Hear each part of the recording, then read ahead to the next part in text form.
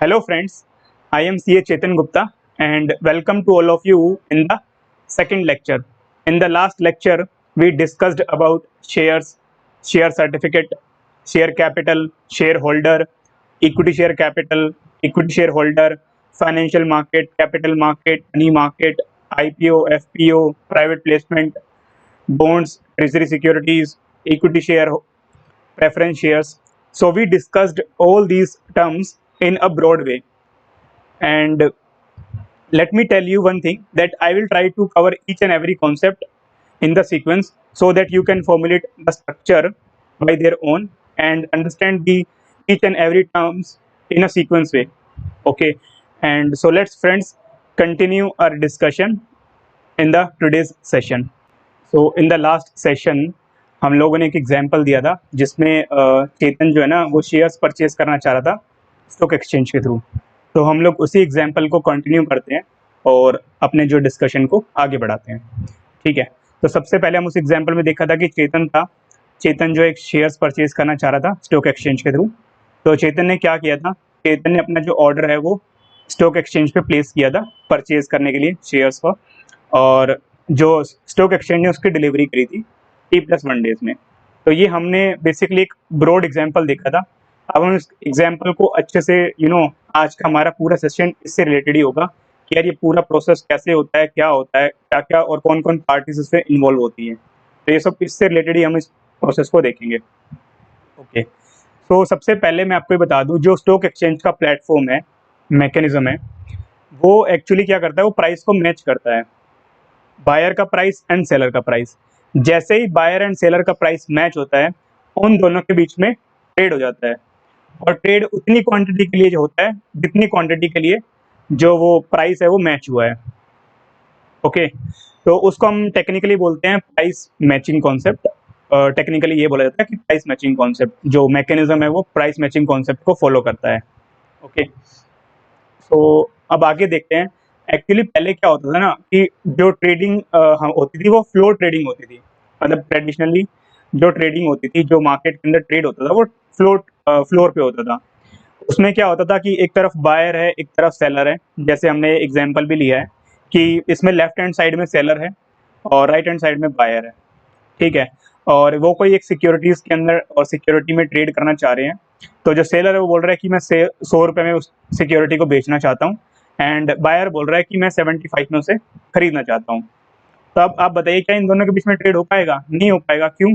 Because दोनों का price match नहीं हो रहा है। इसको हम एक अदर एग्जाम्पल से भी समझ लेते हैं। जैसे लेट सपोज कि मैं मार्केट में जाता हूँ और वेजिटेबल परचेज करने के लिए, ठीक है, एंड लेट सपोज मैं आलू परचेज करने के लिए जा रहा हूँ। ठीक है, तो अब जैसे ही मैं शॉपकीपर के पास गया और मैंने उससे पूछा कि यार आलू किसका रेट क्या है, तो वो बोलता है कि मैं 25 रुपये किलो आपको आलू दूंगा। बट मैं बोल रहा हूँ यार मैं तो 15 रुपये के किलो के हिसाब से खरीदूंगा। तो क्या अब हमारे बीच में कोई ट्रेड होगा? नहीं होगा। क्यों? बिकॉज हम दोनों का प्राइस अलग है। और थोड़े नेगोशिएशन के बाद सेलर रेडी हो जाता है, वो शॉपकीपर रेडी हो जाता है कि यार मैं आपको 20 रुपये किलो के हिसाब से दे दूंगा, और मैं भी रेडी हो जाता हूँ, यार चलो 20 रुपये में खरीद लेते हैं। तो जैसे ही हम दोनों का प्राइस मैच हुआ, हम दोनों के बीच में ट्रेड हो जाएगा, और जितनी क्वांटिटी के लिए हुआ है हम लोग उतनी क्वांटिटी परचेज और सेल कर लेंगे। मैं परचेज कर लूंगा और जो शॉपकीपर है वो सेल कर लेगा। सेम यही कॉन्सेप्ट स्टॉक मार्केट में भी अप्लाई होता है। इसमें होता क्या है, अब हमारे जो करंट एग्जाम्पल है जिसमें सेलर बोल रहा है कि यार मैं 100 रुपये के हिसाब से बेचूंगा, बायर बोल रहा है कि यार मैं तो 75 के हिसाब से खरीदूंगा। तो थोड़े नेगोशिएशन के बाद, अब इसमें नेगोशिएशन क्या है ना, फिजिकली कन्वर्सेशन के थ्रू नहीं होता है, सिर्फ प्राइसिंग के थ्रू ही होता है। आप अपना प्राइस बढ़ाओगे, सेलर अपना प्राइस कम करेगा, वो सेलर को बेचना है और आपको खरीदना है। तो सेलर बोलता है यार चलो मैं 90 रुपये पे बेचने के लिए रेडी हूँ, और बायर बोलता है यार चलो 90 रुपये में भी खरीदने के लिए रेडी हूँ। तो जैसे ही 90 होगा प्राइस दोनों का मैच, तो दोनों का प्राइस मैच हो जाएगा और दोनों के बीच में ट्रेड हो जाएगा। ओके, और फिर जितनी क्वांटिटीज के लिए वो प्राइस मैच करेगा उतनी क्वांटिटीज के लिए वो ट्रेड होगा। इसको भी समझ लेते हैं। जैसे लेट सपोज सेलर जो है वो 50 शेयर ही बेचना चाहता है 100 रुपये के हिसाब से। अब बायर है वो तो 40 ही खरीदना चाहता है। तो जो हमारा 90 प्राइस डिसाइड हुआ है ना दोनों के बीच में, अब इस केस में क्या होगा कि सिर्फ बायर 40 ही खरीदना चाहता है तो 40 ही वो शेयर्स खरीदेगा। तो यहाँ पे क्या होगा, 40 शेयर्स जो है वो बायर खरीद लेगा, 10 शेयर्स जो सेलर के है वो ओपन ही रह जाएंगे, बिकॉज अभी बिकेंगे नहीं, क्योंकि और कोई बायर आएगा तभी वो बिक पाएंगे और उसी प्राइस पे। ठीक है, अगर उल्टा केस ले लो इसका, अगर मान लो बायर अब 60 शेयर्स खरीदने के लिए रेडी है लेकिन सेलर 50 ही बेचना चाहता है, तो उस केस में क्या होगा, सेलर्स के 50 शेयर्स कंप्लीट बिक जाएंगे, बायर को सिर्फ 50 ही मिलेंगे। अब कोई और सेलर आएगा जो उस भाव पे बेचने के लिए रेडी हो, अब उस केस में बायर के जो 10 शेयर्स बचे हुए हैं वो उसे मिलेंगे। ठीक है, तो ये एक पूरा एक एक कॉन्सेप्ट है कि कैसे प्राइसिंग और ट्रेड होता है। ठीक है, और आज के टाइम में, मॉडर्न टाइम में, अब फ्लोर ट्रेडिंग तो होती नहीं है। अब ये जो ट्रेडिंग होती है वो इलेक्ट्रॉनिक मैकेनिज्म के थ्रू होती है और इलेक्ट्रॉनिक ट्रेडिंग होती है, और इसको हम लोग बीएफसी का पोर्टल भी बोला जाता है या एनएससी का portal, simply you can say. तो ये एक मैंने स्लिप लिया है जो कि आज के टाइम के हिसाब से है कि, और मैंने एग्जांपल जो लिया है वो रिलायंस का लिया है। ठीक है, अब हमें इसी के ऊपर ही हम अपना डिस्कशन कंटिन्यू करते हैं। ठीक है, अब अगर आप इसको, इस स्निप को देखेंगे तो इस स्निप के अंदर जो ओपन प्राइस आ रहा है रिलायंस का, वो कितना आ रहा है, वो आ रहा है 2512.05। मतलब आज रिलायंस का जो प्राइस है वो 2512.05 पे ओपन हुआ है। ठीक है, तो ये कैसे ओपन होता है और इसको अच्छे से समझ लेते हैं एक बार। ठीक है, अच्छा चलो, सबसे पहले मैं आपसे एक क्वेश्चन पूछता हूँ कि जो मार्केट की टाइमिंग क्या है। तो आप लोग बोलेंगे कि सर मार्केट की जो टाइमिंग है नॉर्मल, वो 9:15 बजे से 3:30 बजे के बीच में है, कि सुबह 9:15 बजे मार्केट ओपन होता है और 3:30 बजे मार्केट क्लोज होता है। इस टाइम में आप जो है अपना शेयर्स का जो सेल परचेज आप करना चाहते हो, सिक्योरिटीज में ट्रेड करना चाहते हो, आप कर सकते हो। और जो मार्केट है वो सैटरडे, संडे और पब्लिक हॉलीडे वाले दिन क्लोज रहता है, उस टाइम पे आप ट्रेड नहीं कर सकते हो। ओके, एंड ओके, बट अगर मैं ये बोलूं कि मार्केट 9:15 बजे की बजाय अगर 9 बजे ओपन होता है, तो उस केस में बोलेंगे सर ये आप क्या कर रहे हैं, मार्केट तो 9:15 बजे ओपन होता है। बट एक्चुअली होता क्या है, मार्केट है ना 9 बजे ओपन होता है। सर कैसे, इसको समझ लेते हैं। एक्चुअली जो 9 से 9:15 बजे के बीच में जो ट्रेडिंग सेशन होता है उसको हम लोग बोलते हैं प्री ट्रेडिंग सेशन। उसको क्या बोलते हैं, pre trading session. Actually pre trading session में होता क्या है, जो मार्केट का जो सिक्योरिटीज हैं, जो शेयर्स लिस्टेड हैं एनएससी और बीएससी के प्लेटफॉर्म पे, उनका ओपन जो प्राइस होता है ना, वो प्री ट्रेडिंग सेशन के अकॉर्डिंग डिसाइड होता है। मतलब प्री ट्रेडिंग सेशन के अंदर सिक्योरिटीज का ओपन प्राइस डिसाइड होता है। अब प्री ट्रेडिंग सेशन में होता क्या है, जो सारे के सारे ऑर्डर्स हैं, जो सारे के सारी क्वांटिटी है, वो एक ही प्राइस के ऊपर ट्रेड होती है। हमने जो 9:15 से 3:30 बजे के बीच में जो ट्रेडिंग हो रही है, उसमें क्या हो रहा है, उसमें जो मैकेनिज्म है, इलेक्ट्रॉनिक मैकेनिज्म एनएससी और बीएससी का, वो साइमल्टेनियसली प्राइस को मैच कर रहा है, और जितनी क्वांटिटीज के लिए प्राइस मैच हो जा रहा है उतनी क्वांटिटी ट्रेड होती जा रही है। But in case of pre trading session, सारे के सारे ऑर्डर, चाहे वो बाई के ऑर्डर हो या सेल के ऑर्डर हो, वो सभी एक ही प्राइस के ऊपर ट्रेड होते हैं। सर ऐसा क्यों, अब इसको आप ऐसे भी समझ रहे हो सकते हो कि होता क्या है, अगर मान लो मुझे किसी कमोडिटी का प्राइस डिटरमिन करना है, क्या इसका एक फेयर प्राइस क्या है, एक रीजनेबल प्राइस क्या होना चाहिए, जस्टिफाइड हो, तो उसके लिए हम सिंपली बोलेंगे यार कि जिस प्राइस के ऊपर जितने सबसे ज्यादा बायर और सबसे ज्यादा सेलर बेचने के लिए रेडी है, वो प्राइस रीजनेबल प्राइस है, बिकॉज वो परफेक्ट प्राइस होगा ना, तभी इतने सारे लोग उस प्राइस के ऊपर ट्रेड करने के लिए रेडी है। सेम यही कॉन्सेप्ट आप स्टॉक मार्केट के अंदर प्री ट्रेडिंग सेशन में अप्लाई कर सकते हैं कि जिस प्राइस के ऊपर सबसे ज्यादा शेयर्स बिकने के लिए तैयार है और खरीदने के लिए तैयार है लोग, तो उस प्राइस को हम लोग क्या बोलेंगे, वो ओपन प्राइस होना चाहिए। अब उसको एक एग्जाम्पल से समझ लेते हैं, और एग्जाम्पल में क्या होगा कि लेट सपोज मैंने जोमेटो का एग्जाम्पल लिया है। अब ये जो एग्जाम्पल मैं ले रहा हूँ एक हाइपोथेटिकल एग्जाम्पल है, ये कोई इसका रियल वर्ल्ड से कोई लेना देना नहीं है, बस मैंने कंपनी का एग्जाम्पल मैंने क्रिएट किया था, कंपनी के नाम के लिए मैंने जोमेटो ले लिया बिकॉज इसका प्राइस नियर टू 100 ही है। ओके, अब इसके अंदर हो क्या रहा है, इसका जो फर्स्ट कॉलम है हमारे पास, ये जो आ रहा है इसके अंदर सबसे पहले शेयर प्राइस आ रहे हैं। अब आप शेयर प्राइस आप देखेंगे तो ये है ना नीचे से ऊपर की तरफ जा रहे हैं। ठीक है, ये ऑर्डर बुक है, मतलब ये नंबर ऑफ ऑर्डर है, कितने लोगों ने ऑर्डर प्लेस किए हैं, और इन ऑर्डर की परचेज क्वांटिटी कितनी है, ये है डिमांड साइड। डिमांड का सिंपल सा मतलब है कि बाई, कितने शेयर्स लोग बाई करना चाहते हैं, और सप्लाई का सिंपल सा मतलब है कितने लोग जो शेयर्स है वो सेल करना चाहते हैं। और ये बाई के ऑर्डर है और ये सेल के ऑर्डर है। ठीक है, अगर आप देखेंगे, अगर 103 की प्राइस देखूं, अच्छा इससे पहले मैं आपको एक बेसिक का कॉन्सेप्ट बता दूं, आपने इकोनॉमिक्स में कॉन्सेप्ट पढ़ा होगा लॉ ऑफ डिमांड और law of supply. Law of demand क्या कहता है कि जितना कम प्राइस होगा ना, उतने ज्यादा लोग खरीदने के लिए तैयार होंगे, और लॉ ऑफ सप्लाई क्या कहता है कि जितनी ज्यादा प्राइस हाई होगा ना, उतने ज्यादा सप्लायर बेचने के लिए तैयार होंगे। ये हमारा कॉन्सेप्ट है उसका, लॉ ऑफ सप्लाई और लॉ ऑफ डिमांड का। सेम यही कॉन्सेप्ट यहाँ पे हम अप्लाई करेंगे। कि अगर 103 प्राइस है, सबसे कम प्राइस है, इसके ऊपर सबसे ज़्यादा जो है शेयर्स लोग खरीदना चाहते हैं 50,500 शेयर्स। और जैसे-जैसे ये प्राइस ऊपर जा रहा है, 108 आया जैसे ही, तो यहाँ पे सबसे कम जो शेयर्स है लोग परचेज़ करना चाहते हैं। सेम इसका अपोजिट केस लो, अगर मैं सप्लाई की बात करूँ तो 103 की प्राइस के ऊपर ओनली सिर्फ 11,500 शेयर्स लोग बेचना चाहते हैं।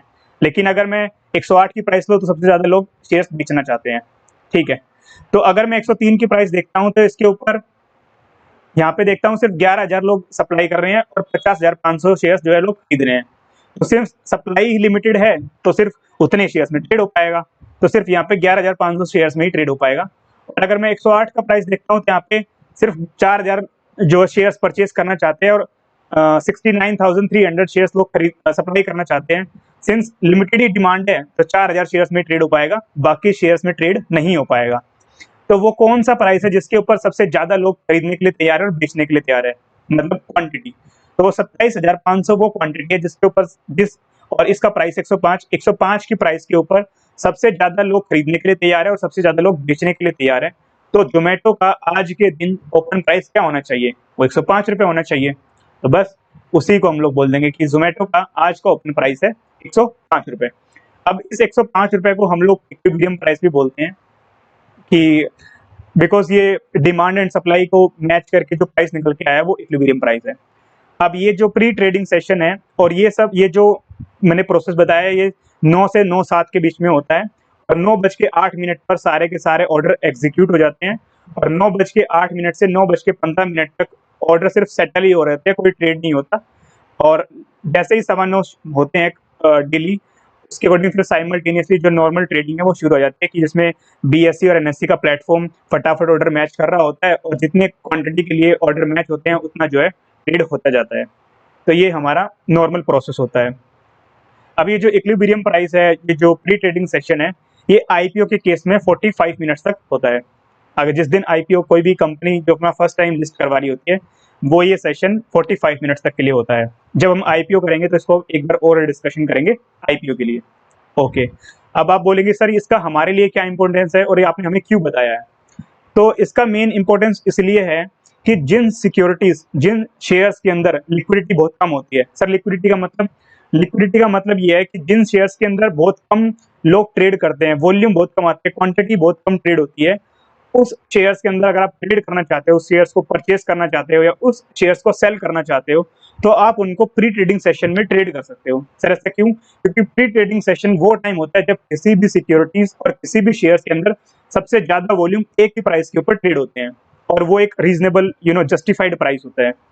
तो इस तरह से प्री ट्रेडिंग सेशन हमारे लिए रेलिवेंट हो जाता है। अगर आप जब भी शेयर्स को परचेस करना चाहते हैं और सेल करना चाहते हैं जिसमें आप को रीजनेबल प्राइस मिले और ठीक ठाक प्राइस मिले, जो जस्टिफाइड प्राइस हो सिक्योरिटीज का, उस शेयर्स का, तो आप प्री ट्रेडिंग सेशन में ट्रेड कर सकते हो। तो hope after watching this example you understood the meaning and importance of pre trading session. जैसे अभी हमने देखा कि कोई भी ट्रेड कैसे होता है, अब हम देखते हैं कि जब कोई भी एक ट्रेड होता है तो उसमें कौन कौन सी पार्टीज इन्वॉल्व होती है एंड ये पूरा प्रोसेस होता कैसे है। ठीक है, तो जो पार्टीज इन्वॉल्व होती है उनको हम बोलते हैं, technically we call it them as participants. उनको टेक्निकली बोला जाता है participants of the stock market. Okay, तो सबसे पहला पार्टिसिपेंट्स कौन सा है? तो सबसे पहला पार्टिसिपेंट है इन्वेस्टर जो कि कोई एक सिक्योरिटीज या शेयर्स के अंदर ट्रेड करना चाह रहा है। हो सकता है वो परचेज करे, हो सकता है वो सेल करे। तो इन्वेस्टर जो है वो सबसे पहला पार्टिसिपेंट है स्टॉक मार्केट के अंदर। ओके, अब जो परचेज होती है, वो सेल होती है, वो कहाँ पे होती है? वो एनएससी और बीएससी के प्लेटफॉर्म पे होती है।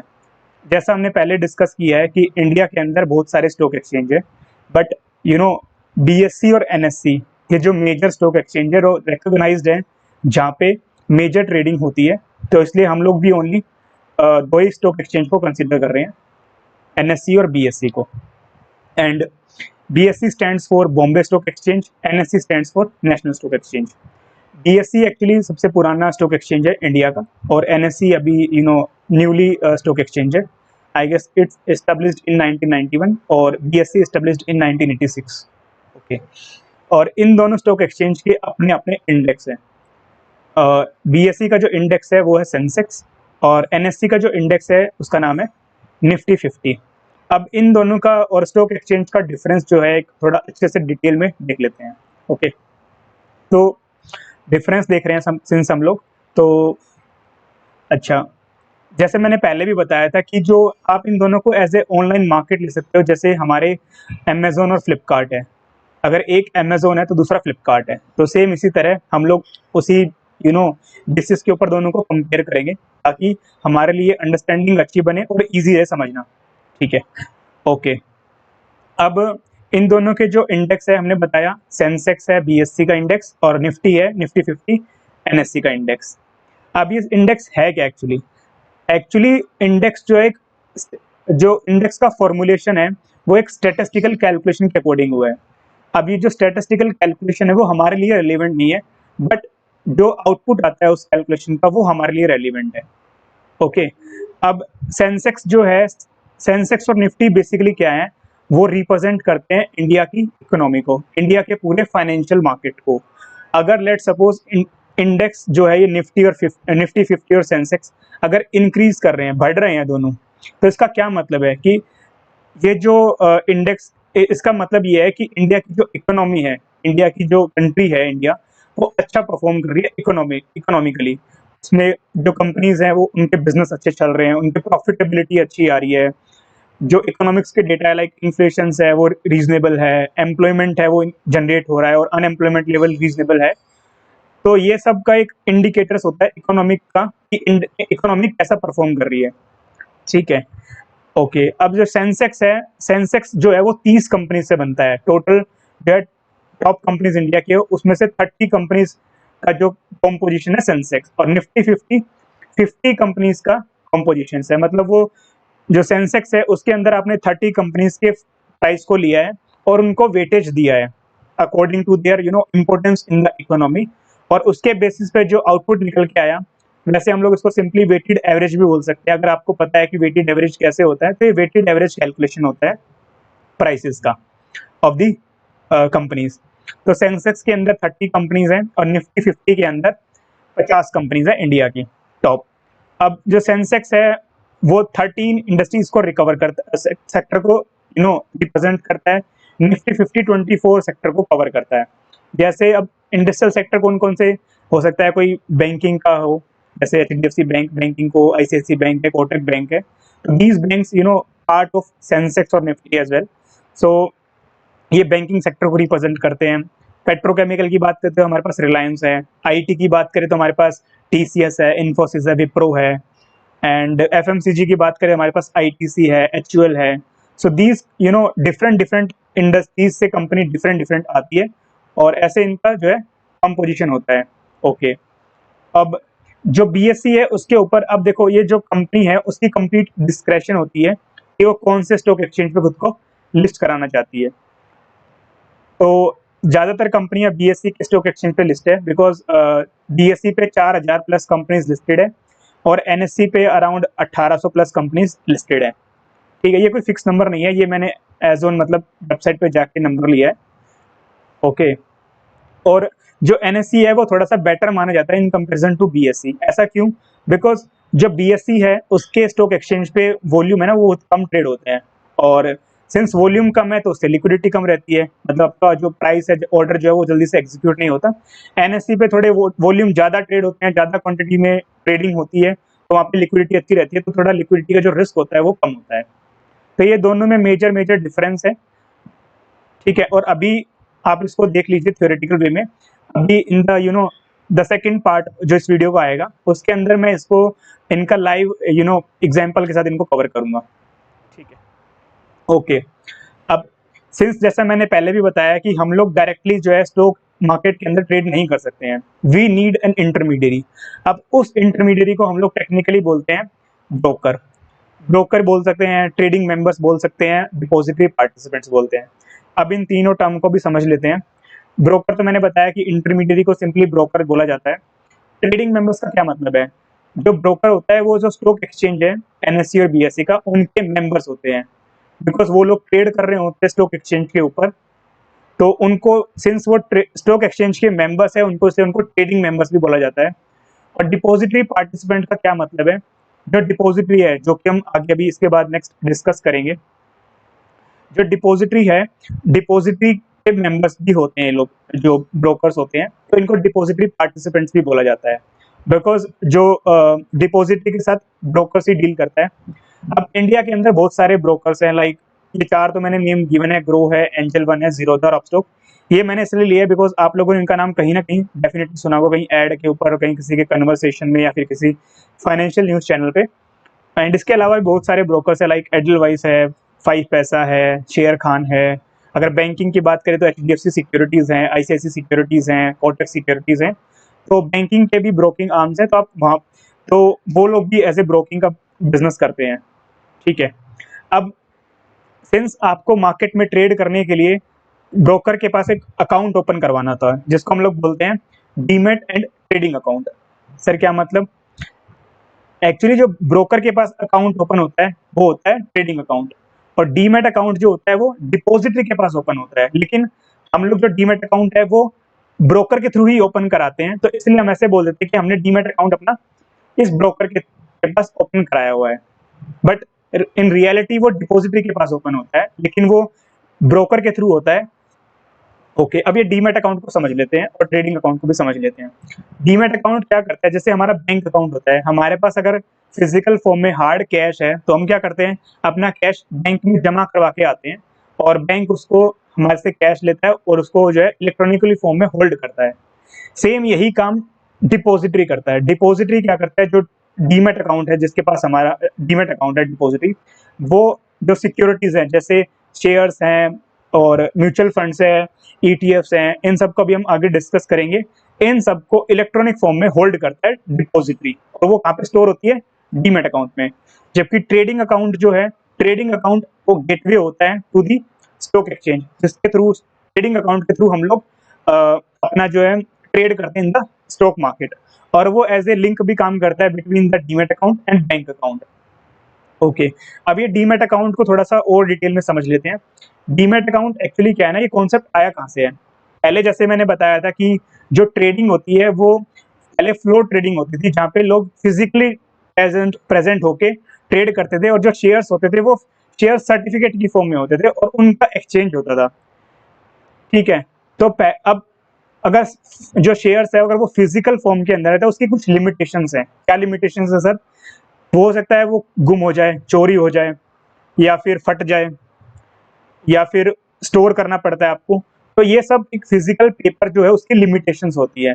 उस लिमिटेशंस को रिमूव करने के लिए हमने क्या किया, हमने उसको इलेक्ट्रॉनिक फॉर्म में कन्वर्ट कर दिया, और कन्वर्जन जो फिजिकल शेयर सर्टिफिकेट का इलेक्ट्रॉनिक फॉर्म में होता है उसको बोलते हैं डीमेटलाइजेशन। आपने उसको मेटलाइज कर दिया डीमेट की फॉर्म में, तो उसको हम बोलते हैं डीमेटलाइजेशन। और उसको शॉर्टकट फिर आपने, सिंस आपने उसको डीमेटलाइज किया है और आपको इलेक्ट्रॉनिकली उसको स्टोर कर रहे हो, तो उसका नाम हमने दे दिया डीमेट अकाउंट। तो डीमेट अकाउंट वो होता है जो शेयर्स और सिक्योरिटीज को इलेक्ट्रॉनिक फॉर्म में होल्ड करता है।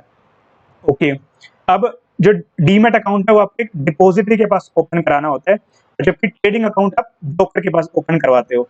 ठीक है, अब जैसे मैंने बताया कि हम लोग जब ट्रेड करते हैं तो हम लोग खुद से नहीं कर सकते, ब्रोकर जो है हमारे बिहाफ पे ट्रेड करता है इन द स्टॉक मार्केट, जबकि डिपॉजिटरी जो है वो है हमारे बिहाफ पे ट्रेड नहीं करता, वो ओनली सिक्योरिटीज को होल्ड करता है।